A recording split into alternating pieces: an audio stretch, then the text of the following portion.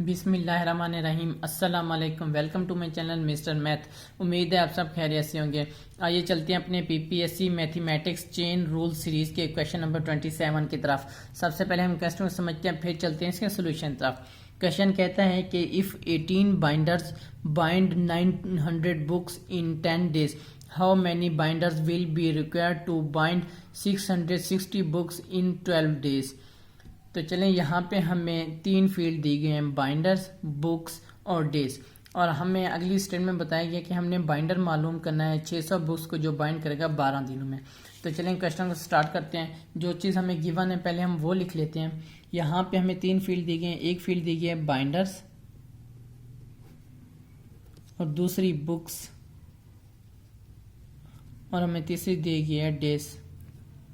ठीक, तो अब हमने क्या करना है, यहाँ पे लिखना है। वो कहते हैं 18 बाइंडर्स जो हैं वो 900 बुक्स बाइंड करते हैं 10 डेज में। ठीक, अब हमें कहते हैं 12 डेज में 600 बुक्स बाइंड कर रहे हैं, तो वो कितने बाइंडर्स हो गए हमने ये मालूम करना है। तो जब हमारे पास तीन फील्ड आ जाए तो वो हमारा कंपाउंड प्रोपोर्शन होता है। ठीक, तो हम जो फील्ड हमने मालूम करनी है बाकी दोनों फील्ड उससे कंपेयर करेंगे जिस फील्ड को हमने मालूम करना है। हमने इसको मालूम करना है, ये वाली फील्ड हम इससे कंपेयर करेंगे। अब देखें 900 बुक्स 18 बाइंडर बाइंड्स कर रहे थे। ठीक, अब बुक्स की तादाद कम हो गई, 660 हो गया। इसका मतलब बाइंडर्स भी कम हो गए, क्योंकि बाइंडर बाइंड करने वाले कम हो गए, जैसे बात है बुक की तादाद भी कम हो गई है। तो ये दोनों आपस में डायरेक्ट प्रोपोर्शन है, क्योंकि बाइंडर भी कम हो रहे हैं और बुक भी कम हो रहे हैं। डायरेक्ट में क्या होता है, दोनों तीर ऊपर या नीचे होते हैं। आपकी मर्जी, आप ऊपर करें या नीचे। मैं दोनों तीर ऊपर कर रहा हूँ, इसके भी और इस फील्ड का भी। ये हो गया। अब हम इस फील्ड को भी हम कंपेयर करेंगे इस फील्ड से। अब 10 दिन लग रहे थे 18 बाइंडर्स को बाइंड करने में, अब हमारे पास 12 दिन लग रहे हैं। इसका मतलब बाइंडर कम हो गए हैं हमारे पास, क्योंकि दिन जो ज्यादा हो गए हैं, दिन ज्यादा लग रहे हैं। काम करने वाले बाइंडर कम हो गए हैं और दिन ज्यादा लग रहे हैं। दिन बढ़े और बाइंडर कम हो, ये आपस में इनवर्स है। इनवर्स प्रोपोर्शन में क्या होता है, एक तीर का निशान ऊपर और एक तीर का निशान नीचे होता है। तो हमें अब देखें, इस फील्ड का तीर का निशान ऑलरेडी ऊपर है, तो हमें इस फील्ड के तीर का निशान को नीचे करना पड़ेगा। तो ये आपस में इनवर्स है। अब चलिए अब इसको स्टार्ट करते हैं। यहाँ पे टेल वाली साइड ऊपर और नीचे हेड वाली, इसी तरह टेल वाली साइड ऊपर और नीचे हेड वाली, मल्टीप्लाई टेल वाली साइड ऊपर और नीचे हेड वाली।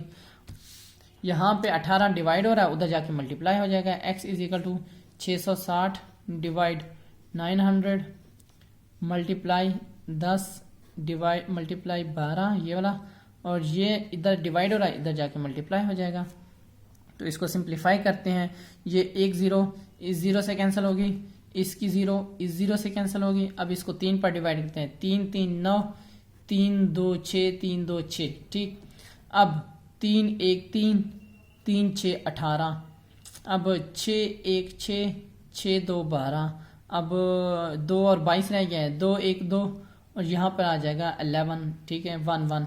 तो यहाँ पे हमारे पास सिर्फ और सिर्फ ऊपर 11 रह गया, नीचे 1, यानी कि जो हमारे पास आंसर है वो इज इक्वल टू 11 बाइंडर्स।